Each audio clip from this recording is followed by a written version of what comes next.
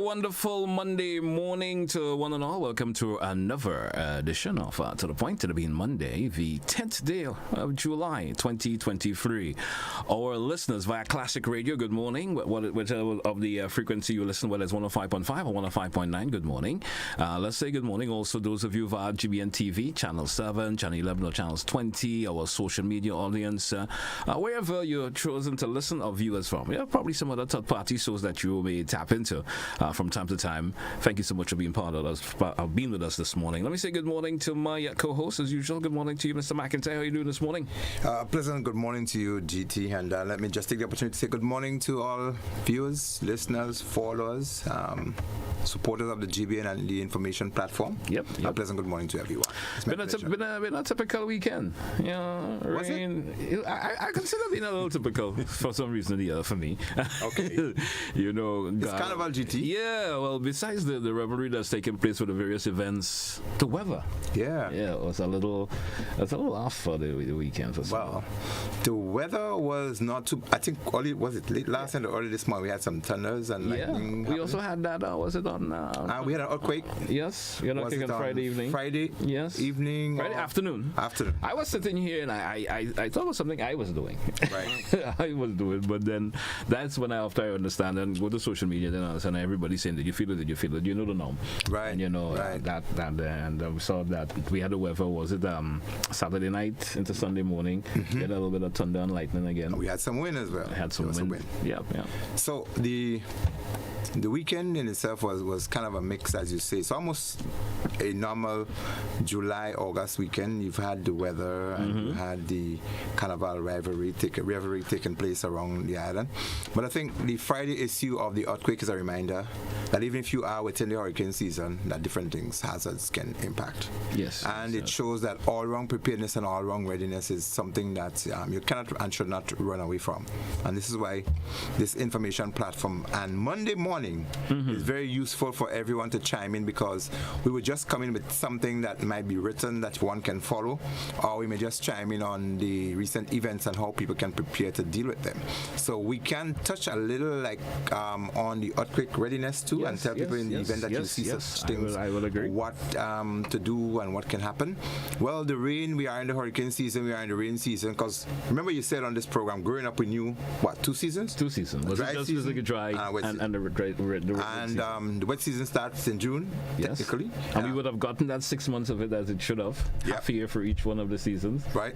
From June to December, all the rains and stuff will come, and then from January, usually we see that dry season kicks in. That's correct. And growing up then, when the rain came, there was no such thing as it's a tropical wave or a tropical depression coming across. It was rain, and your parents would tell you about thunder and lightning, and you would be excited as kids to experience it. You just hear it. Yeah. And when the thunder rolled, you like put your hands over your ears, or you're just like, wow. We see the lightning flash. Is it the lightning flash first, and then the thunder will come? Well, which comes first? I usually get the thunder, and then the lightning comes out. I get the lightning, and then the thunder comes on. Either. It depends. It depends on how it comes. Most of the time, you would get there are times flash. when they combine anyway. You both lightning and thunder together. You understand? Yeah, and they're actually atmospheric integration of the clouds and the weather and the electrodes within the atmosphere that come together and produce. It's kind of exciting for us, but the other thing about it too, lightnings are also very dangerous. Yes. The ones we see happening recently happen to be the fog lightnings. We were not used to it too much in this part of the globe in recent years, but I think we've seen over the last 15-20 years thereabout that the fog lightnings happen to be hitting us more regularly. A couple of years ago, we had someone being struck by lightning. Was it in Petit Martinique once, if I'm right? Petit Martinique, Caracou, and there was a loss of life for that. And there was one time, the call where I think there was a fisherman who got struck out at sea and actually died. And with this events as well, you will have what is called water spout.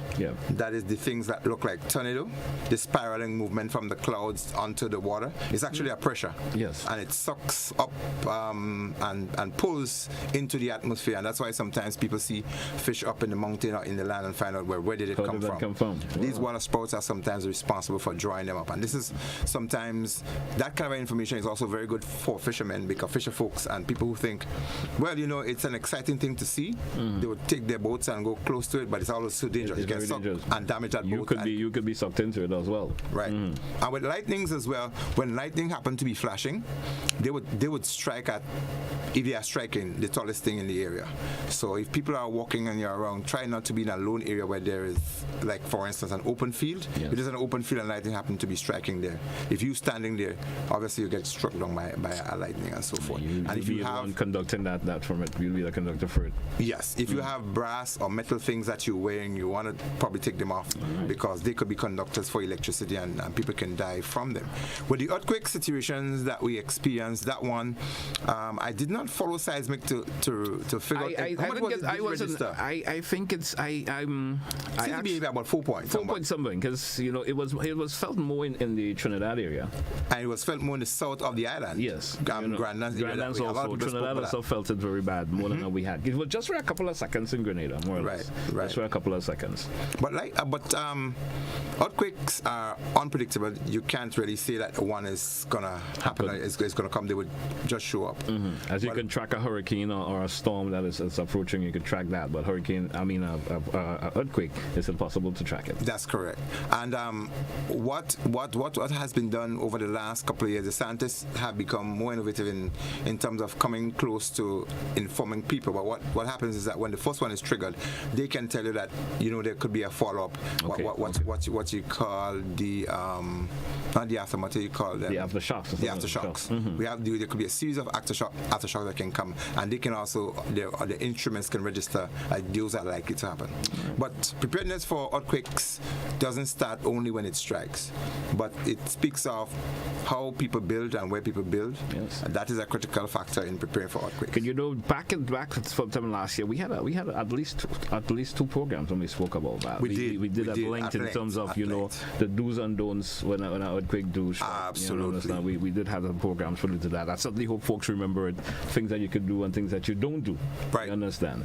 So this just take me to the other point that some of the things we have been discussing on the program. We did say that we are results oriented and action as well. So we would want to be able to report back to the general public in terms of how the information is factored out there and how seriously people are taking them. We spoke about the signs and all these things around, and some of the risk factors, including areas where land slippage and rock falls and so forth. We spoke about signage at length, how they have been treated, maintained, or otherwise, and our road safety is one of the bigger things. And maybe I can put you on the spot. In any of the signs, we saw one fixed, and somehow it has returned to a normal position again. Yes, and there's an improvement in that area as we speak about it, and we're hoping that the information that we're giving, we just don't want to occupy a program on Monday mornings. Yes, we want to see things happen. We want to influence change, and so the information about the sign, the pedestrian cross, is a safety issue. Yes, and we did see that was corrected, and there's an improvement to that area. I saw the bush was sprayed around it, and some of it was taken down, so it's a bit more clear that people can see it from a further distance. And so I was driving yesterday too, when I was in the Tantini. I hope I'm right about that, and I'm seeing there's a marking on the road in terms of saying you're approaching a pedestrian area and stuff like that. I think that was good. It alerts drivers to know, hey, I should slow down and so forth, because it's pedestrian area and stuff. I think that's good. That was good. But we're still looking to see some more traction where road safety issues are concerned. The Grandlands area, the Morris Bishop Highway, and if I would want to use a terminology from famous John Rollo, the so-called Grandlands Highway, Morris Bishop Highway, because there's some debates about it as to whether or not it fits the classification of a highway. And so when I look at it again, the issues of safety on that area I cannot help to reiterate and press for sidewalks down that side. On the left side going towards the airport, there's sufficient space for sidewalks to be created. And I think there has to be a national move. And maybe if it is not done by the first anniversary of the death of my son next year, we'll probably have a massive turnout issue in that area to ensure that road safety issues are addressed in that area. We're moving towards that for the first anniversary. We're going to have a big something in that area. We believe that the initiative of sidewalks in that area, it should be done. I looked at it, I walked there, I observe it, and I see between the business places, there's sufficient space to create sidewalks. And I think that even if the system get together and have or ask the business people or corporate Grenada to contribute towards generating the sidewalk safety for our people to walk, that is something that could happen. And it benefits the business also. Of course. And the other one, which is really, really strong, Grenada is developing kind of a fast. And every time I drive on the Morris Bishop Highway and I see, people trying to skip across the road and having to wait for minutes to cross the street. And sometimes a police warden is there to help direct the traffic or to help children to cross. I look at the risk factor even for the officer himself. I mean, a lot of things can happen to a vehicle, and that risk outside is too great for us to not see some action happening there. So we want to see at least 2 overpass. Yes. We're striving strongly towards that. We're going to drive for that. There should be one somewhere down closer to the industrial highway, industrial park, where a lot of people, there's a residential community in that area, and there are a lot of businesses there. So the commute and the pedestrian passage, that's kind of a regular in that area. So we think that one should be there, and further up between the school and the breweries Limes area, we think that another one should be there. So you give people the access to go across. I mean, it helps. We are moving so fast. We are developing so quickly. What if people have to wait to go ahead and do their own business? They can move. Exactly. I mean, and also in the, there was some talk of one being placed in the CK's area to the Sugar Mill roundabout. I'm not sure how it's going to work out. Right. Where the bus usually stops in front of the CK's. Right. Is there to get you to the other side. But that too is some consideration. Just that his option is going to someone's private property. So that's how that's going to work out. You understand? But it could be in terms, because when pedestrians stand there trying to cross, it also hinders the movement of traffic. Absolutely. You understand? Yes. I have noticed that myself. Sometimes you wait a few minutes because someone is trying to pass, and then in Grenada, once you stop for a minute, there's at least 40 cars behind you. Yes. And this in itself lends to some of the traffic accidents that we're seeing. The bumper to bumper, we've seen a few. As a matter of fact, over the weekend there were a few bumper hits. Yeah. Buses running into another bus I saw on the Grand Dance Road. There was another a bus that ran into the back of a truck on the Boulder Road, and so I listened to the police was it a couple of days ago? Was it on Thursday? No, Friday of last week also. Right, but I listened to him on another station speaking of the increase in minor accidents and accidents in general, and so we'd probably want to bring it up one of these days to show the increase over the months, the number of accidents that are really happening on our roads, and they are on.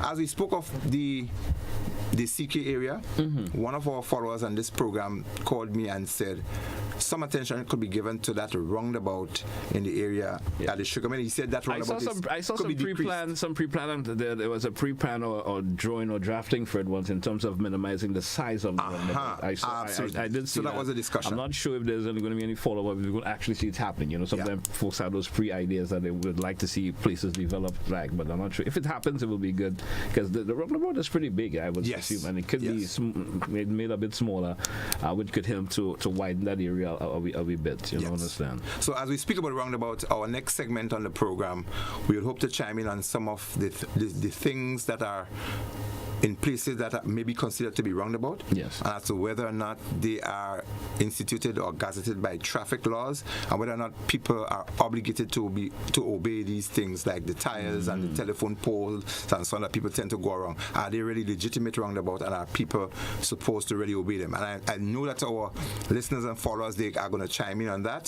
So we probably discuss that a little bit down the road. So let's take that break, and when we come back, we get into discussion pertaining to that. Let's come back, folks. Stay with us, folks. It's To The Point here on Classic Radio and GBN TV for Monday the 10th. We're coming right back. At the NIS, our team proudly works to support the evolving needs of Grenadians. we have made some changes to our operations and want to keep you informed. Firstly, we are happy to introduce the new unemployment benefit. This benefit will provide an insured person with 50% of his or her former income in the case of sudden unemployment. To support this benefit and other benefits we offer, it was necessary to increase the contribution rate. The contribution rate will increase gradually each year until it reaches 16% in 2031. As always, the contribution will be split between you and your employer. The pensionable age will also increase from 60 to 65 years. This increase will also be gradually reaching age 65 in 2029. Pensioners will continue to be eligible for a pension from age 60, but will receive a reduced payment. The NIS recognizes that the prices of basic customer goods are increasing globally. Therefore, we are happy to also increase the weekly minimum pension payment by 25%. Finally, we have adjusted our survivor's benefit payment to a percentage of the age pension minimum. Widows, widowers, and dependent parents will receive 100% or $58 weekly, while children will receive 50% or $29 weekly of the deceased's pension. We are here to make the transition to these new changes as clear and simple as possible. If you have any questions on how these changes impact you and your family, please contact our new informational hotline at 440-6647 or visit www.nisgrenada.org. Thank you for allowing us to be your social security provider. Well, what do you know? The NLA is giving you an additional chance at winning in its Crazy Cash Second Chance Parish Giveaway. Yes! Starting June 10th, enter your non-winning Daily Cash 4, Daily Pick 3, or Playway tickets valued at $12 or more in a single purchase for a chance to win over $25,000 in cash. Be sure to write your name, address, and contact info on your entries before dropping them in the NLA branded box at your favorite authorized agent. Draws will be conducted every Friday starting June 23rd to July 21st, 2023 for every parish. That's a total of 105 draws of $250 each. Promotion ends July 14th, 2023. Must be 18 or older to participate. Other terms and conditions apply. NLA, making your dreams come true.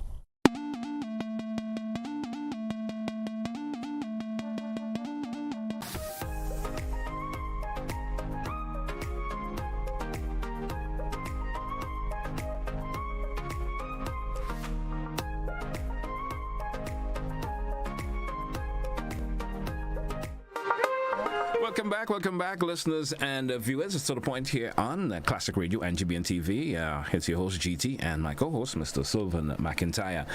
Sylvan, our conversation this morning going to lead to, some of the things that we discussed last week. Last week, we had an interesting program in terms of how folks use the beach. We had some really good feedback about that in terms of folks, especially with animals and stuff on the beach.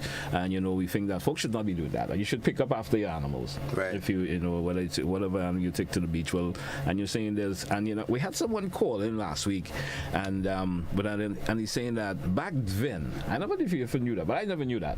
When they asked on the beach, he said that a portion of the beach was not carved for bathing. Right. Remember someone called in last week? Yes, I remember my dad. And he mentioned that portion of the beach was not carved for bathing. That had to have been a long time ago. And I don't know. You remember one time there was horse racing in Grenada? I don't know if you. I am fortunate. Well, I'm probably too young to remember. I think the last horse race there was, I was a little boy at the time. It was in Simoon. Okay. But I understand that I heard of it, but I've never actually witnessed it. The Grandlands housing scheme area, I think in there, they said horse racing used to be there sometime. And what happened is that those horses would have been taken to the beaches on the RBs, and they would exercise them there to get the strength in their legs. I saw that in Barbados maybe sometime last year as well, that even the horses, they don't only exercise them on the sand, but they take them out for a good swim. Okay. Do you know that horses can swim very well? I have seen horses swim. And they can do that very well. So maybe when the person mentioned that it was not designated for swimming, it could have been used to facilitate all of the horses and those things that were in the area. And we're subject to corrections or some feedback on that. If our listeners have any idea pertaining to that and they want to share, probably will call back and tell us on that. Feel free about that. Another topic of contention a contention we would like to speak about this morning. We do have some footage coming up about it. We're probably going to get it in as the morning progresses. Is roundabout, which you alluded to before because we see from time to time, roundabout are developed. Yes. You understand. The latest one is in the Sugar Mill area, going into Lansopine. That's correct. You understand. I think we have a footage. We have some footage of that. We're sure we're going to carry that for you shortly. We spoke about the Tempe area where there's one there by the Coca-Cola factory, distribution center. Yes. And there's some tires around it with a lamp pole in the middle. That's right. You understand. Nothing has happened yet.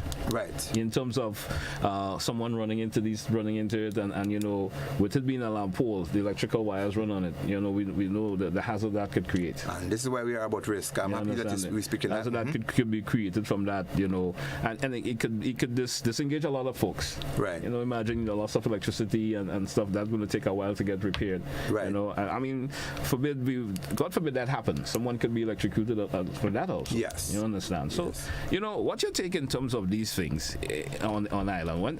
They've been there for a number of years. We haven't seen it there yesterday. Right. You understand? Right. It seemed to be becoming a norm in terms of doing that, especially around areas like that.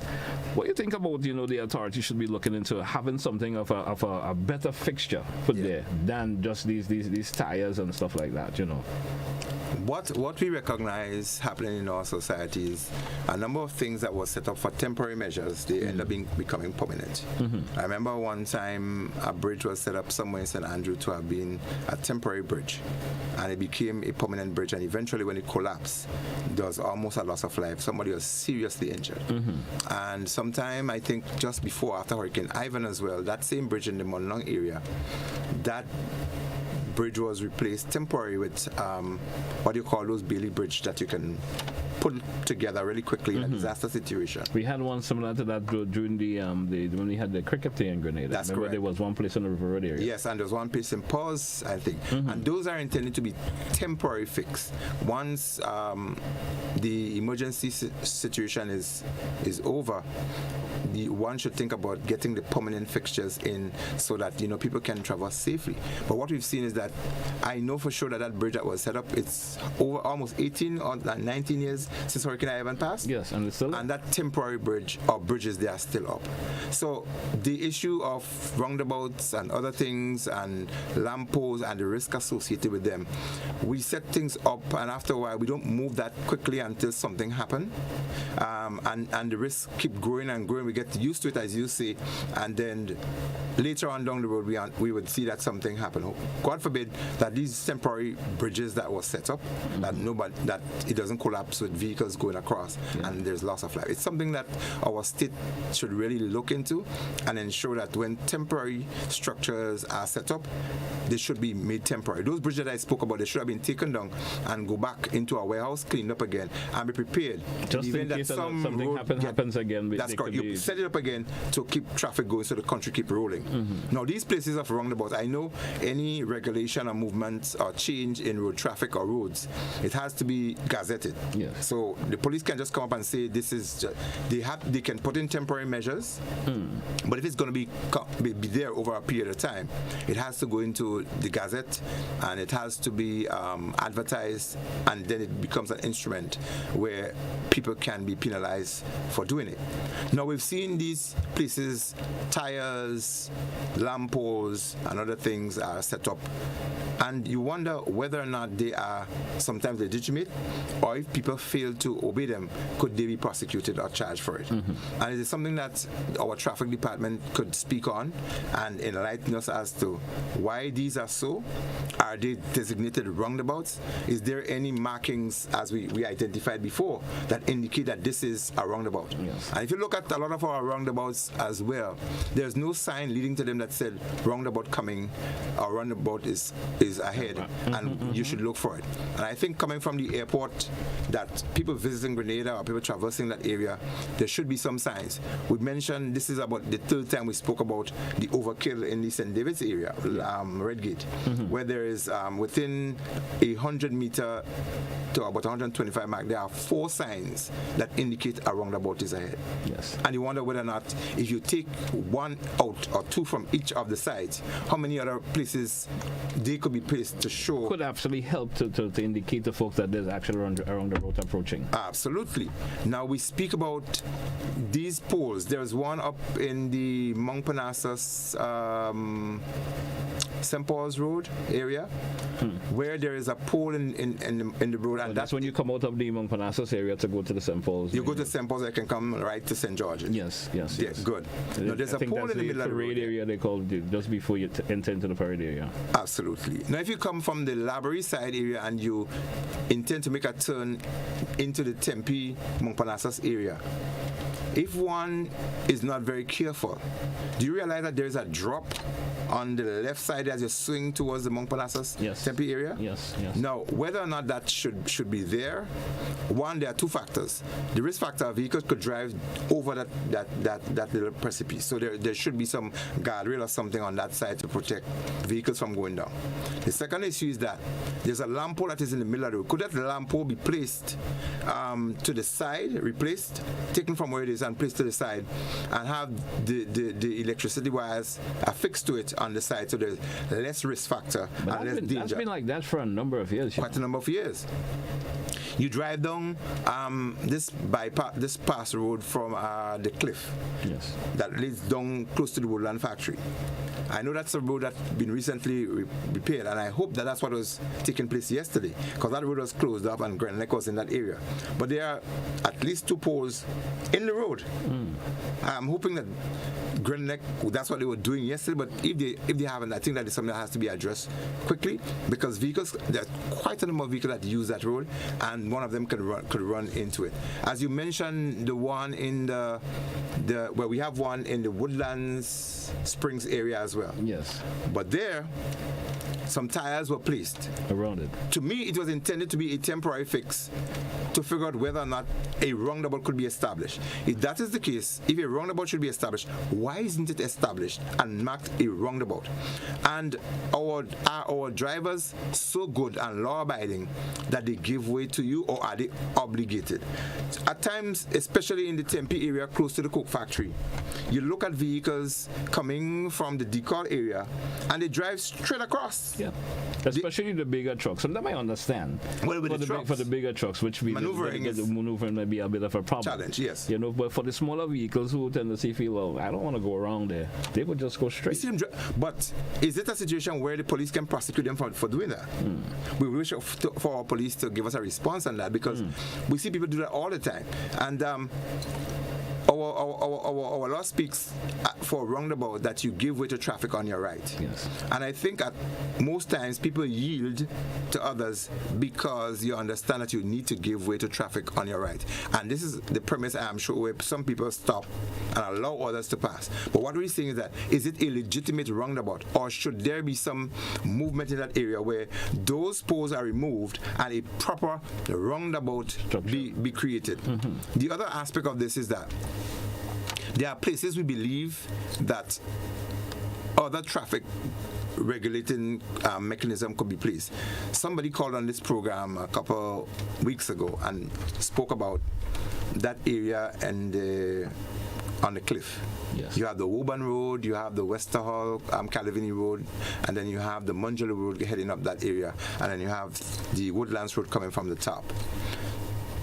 I have seen, even in recent time, people are confused as to who has the right of way. That could be an area for establishing a roundabout as well, because the volume of traffic in that area is also very, very strong. Do you think a traffic light could work there? Traffic light could actually work there? You want to have a conversation on traffic light?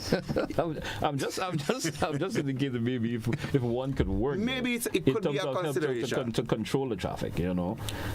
I don't, in my even folks knowing, well, it's my right way to go now because the light is green. Yeah, you know I what? should stop because it's red. And this is something that, again, traffic management and traffic studies and traffic engineering will also bring up those kinds of what you call adjustments to traffic flow. So if there's a study that is undertaken, I've seen on the Grandlands Road where some work is undertaken. So somebody went into the hole a couple of days ago. They did? They went down into that hole? Why?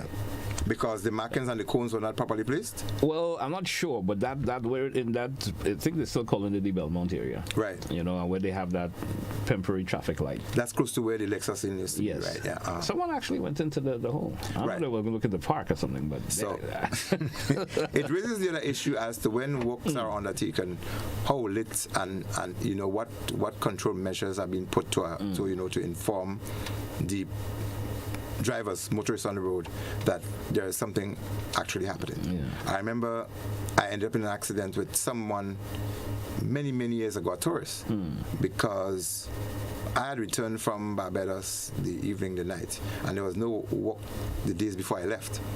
And there was a tourist that came, and they too was driving a particular way. And there were some walks that were undertaken on the road, and the markings were definitely inadequate. And so that lent itself to an accident or collision. And fortunately, there was no real serious accident, but I think someone got, injured in that sense. Right. But it leaves a lot to be desired in terms of when works are undertaken, how do we prepare for them?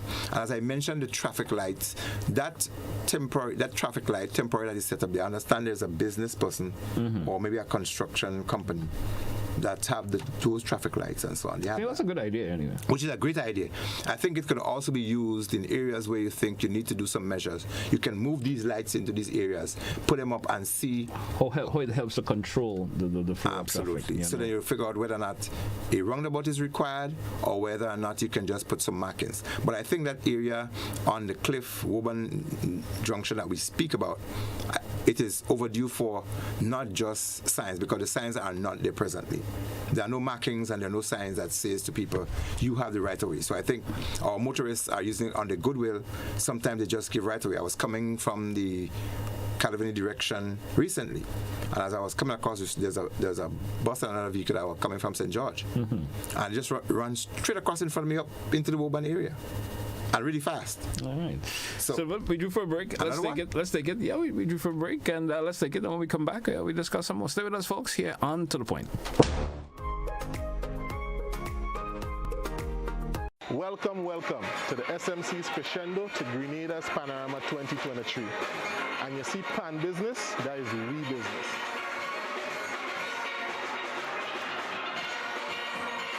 My name is Andrea Esdale. I am 21 years old and I am from St. Paul's. For me, playing pan was like second nature because like any other community-based organization, when you grow up seeing your parents do something, it's natural for you to want to do it. So it wasn't a choice, it wasn't a decision. It was just a natural thing that I knew that I actually had to do. So it was no choice. At the pan yard we have on Thursdays is our in-house pan yard liming day. So we have different things. So tonight is our cricket night. We have games night. We try to bring in persons to speak, to have motivational nights, to get players more inspired and wanting to play the pan more and to have a greater love for the pan. So that's some of the things that we do. It's definitely okay to come and see us practice. We always put on a show, whether it's practice or performance or a gig. Our days for practice are Mondays, Tuesdays, and Thursdays from 7:30 to 9:30 p.m.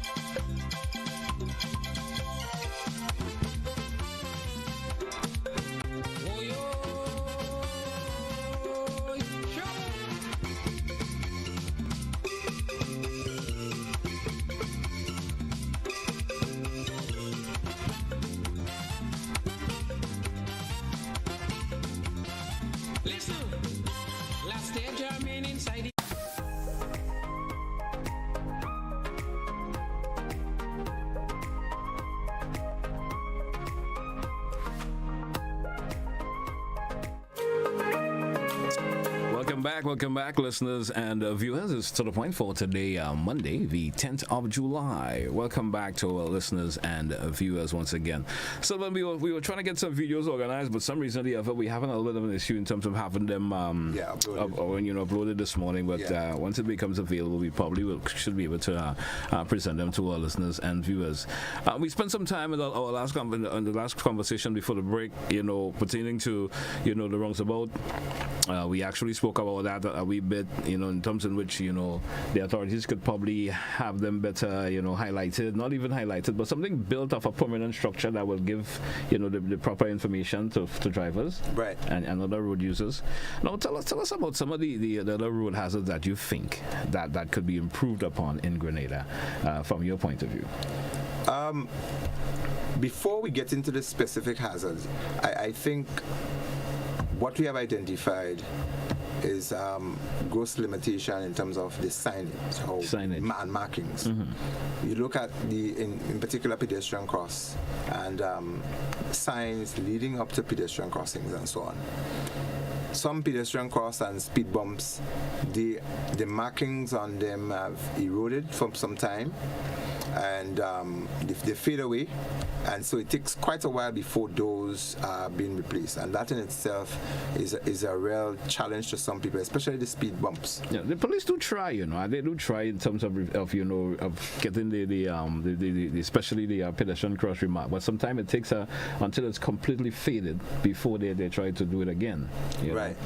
And what I understand about this as well is that there's always some challenge in terms of accessing the proper paint to do these pedestrians cross. So if you realize it's not just a regular paint, it is a paint that should be thick enough that almost gets into the asphalt. It should also be reflective, in that when one drives at night, the light, when it strikes it, it should illuminate sort of, so that people can actually realize that there is a pedestrian cross in that area. So that's some of the limitations that we look at. I remember mentioning recently the hazard-prone areas for land slippage and rock falls. Particularly in the rain season. Recently also we observed that there was some rock falls in particular areas across country. And what is lacking is the information about that particular area. Remember, we spoke about that in one of our programs, indicating that there should be some markings. You want to take a call? Yeah, let's take this caller. Caller, good morning, welcome. Hello? Good morning to you, welcome to The Point. Is it program? Could I get to the program? Yeah, sure. Go right ahead, please, with your contribution. All right, sir. Morning. Morning to you, Good sir. morning. Yes, sir. Mr. McIntyre, this week we was traveling to the Grenville area, and as you know, the road right now is closing up. I hope I'm not, contrary to what you're discussing this morning. Because of the bush by the side of the road, sir, this road is closing up. And luckily we had our glass up on the driver's side. And the bang with the vehicle that was coming, that mirror smashed. And it would have blinded us inside the vehicle, should in case that glass was down. And if you pass in the country right now, sir, it's very, very dangerous in driving because of the bushing. I mean, I hope somebody's hearing me now, and something can be done with it. Thank you, sir. Thank you, caller. I guess the caller is speaking about the level of overhang, especially if you're going up to the Granatang area. Yes. It's becoming a little bit unbecoming in Yes, and is he indicating too that the bushing program could be slow in some areas or not? Yeah. But it's a real hazard and a real risk, and yes, his point is I recently had to replace an antenna on my vehicle for that. For that purpose. Yeah. Because the overhang, and I just broke it off completely. You understand? Because of the overhang of the bushes, and it was really, really low, and I broke it completely off. Let's take another call. Caller, good morning, welcome. Good morning, how are you? Not bad. Go right ahead with your contribution. Good morning, Mr. McIntyre. I would like to step back just a little bit to the conversation that was being had prior to the commercial break, right? Where Mr. McIntyre brought into instance his experience on the cliff. It seems like there are officers who may not know, in my opinion, what the proper procedure in terms of traffic should be on the cliff, because I remember one officer told me at one point in time, the individuals coming from Tongue direction, going up into Oban, have the right of way. So the vehicles coming from Calvini direction, wanting to swing right to go down to Tongue, would have to wait. If a roundabout was to be put there, because how hazardous do you think, or what is the word I'm looking for, feasible do you think would it be for, even if it's just a small one, to be put there like is done in the Woodlands Junction? Thank you, caller. Thank you for your contribution this morning. I understand what the caller is saying. I don't know if you gasped it a wee bit. What's your opinion on that? But I think he's saying similar to what we were suggesting or recommending, that rather than guessing who has the right of way, we were thinking that a small roundabout could be placed in that area. And it brought us into the conversation that said maybe they can do a temporary measure like they have done in other places. I guess that's testing the feasibility. So the caller is on basically on the angle where we are thinking as well. Yeah, let's take another caller. Caller, good morning, welcome. Good morning to you, caller. How are you? Good morning. Good morning, GT, and good morning, Mr. McIntyre. While we are on that urban area, there's something that has given me attention for a long time, and I'm not trying to be worried too much, but to me there's some serious possibilities that could happen here. And it's when you leave the Calvini area coming into Oban, just before you reach the junction with to go down to Woodlands, there's a corner, a kind of steep corner there. Over the years, when the folks have been doing the bushing, they have cut down some of the twigs and whatever, the trees that will help hold up the soil. That is one aspect. But my concern is that because there's no rail, if you have a vehicle that comes, and for whatever reason the brakes is whatever, I'm not a vehicle person, but if you have that thing, to me, it's going to be really maybe chaotic, for want of a better word, because if the car capsizes, going over where there's houses below, and even, or not even houses below, but if the height to which you would reach ground, maybe in the Woodlands Road, I'm concerned that people have not, over the years, authorities have not considered finding a kind of railing, at least that can minimize any possibility of mishap happening there. Thank you. Thank you, caller. Thank you for your contribution. I guess you understand where the caller is speaking. I do understand where the caller is coming from. I think the caller is on the ball with this. And it's another safety issue. But you would realize recently that there was some diversion of traffic in that very said area. I think they stopped the heavy vehicles. That's correct. And the intent is to reassess the area. And I think guardrails would be recommendations that are coming in for that as well. Okay. Let's entertain another caller. Caller, good morning. You're welcome. Yeah, good morning. What I noticed too is right, you have a presidential cross on a roundabout. You can see in Canteen. Which area? What area is that, sir? Canteen. To go up in the financial complex. There's a presidential cross there. And I don't know if it's right, you should have a presidential cross on a roundabout. Caller, thank you so much. I think I understand what they call you. If you know when you get to the Tantin roundabout area, yes, there's a pedestrian passage that has been created there. Yes, but you drivers should stop and allow the pedestrians to cross. He's asking how should that be there? Okay, so the issue of pedestrian cross is something that has always given law enforcement and the road traffic engineers some challenge in terms of the most appropriate place for places that may be most appropriate are sometimes not very convenient to some movements. So for instance, you remember there was a caller who kept speaking about the Cherry Hill area around the corner and needing to have some pedestrian cross there.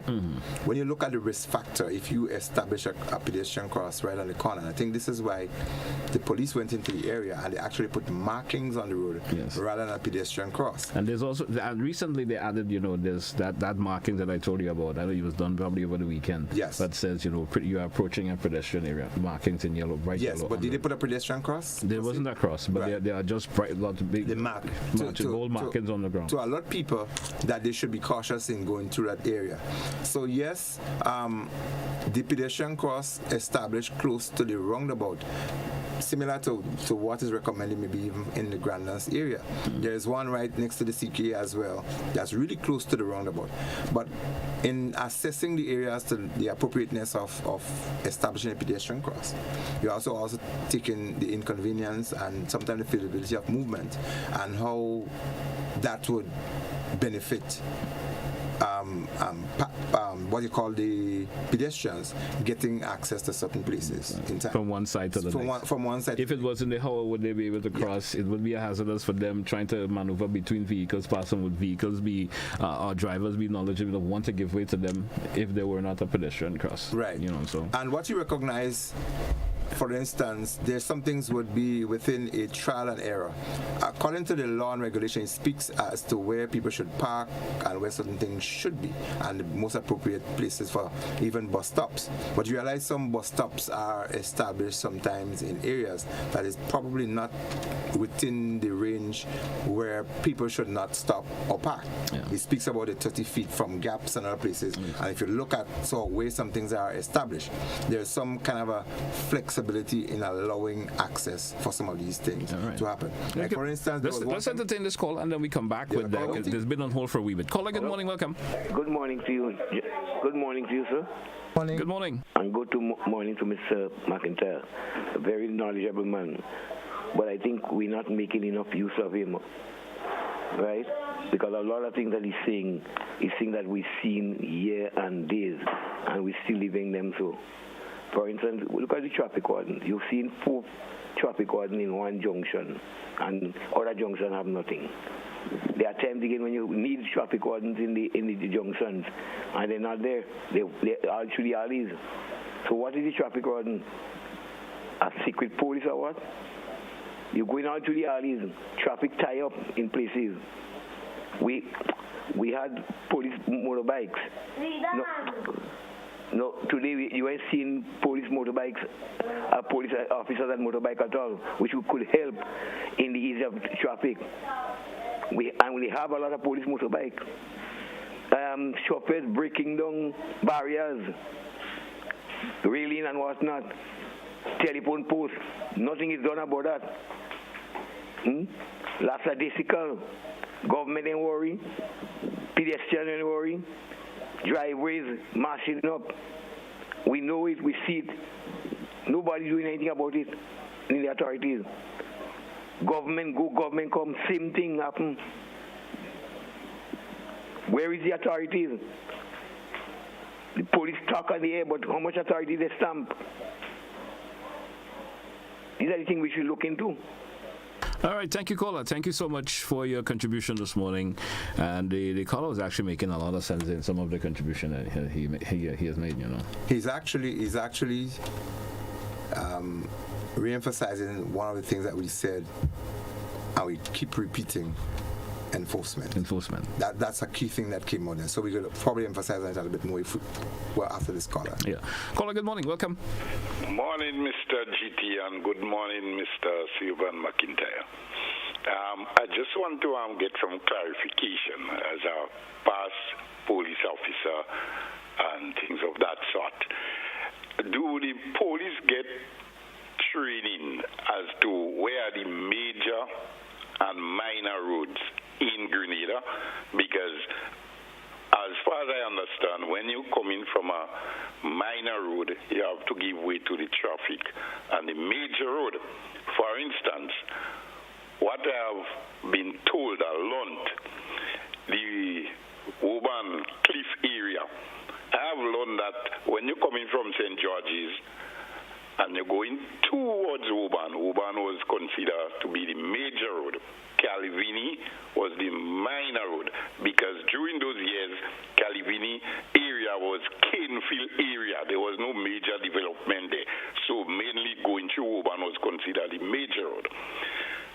Also in Belmont, Lagoon Road was considered a minor road, and Belmont was considered the major road. The major road going through coming from Lucas Street was considered going towards St. Paul's direction out on Red Gate and was not going through Calvini.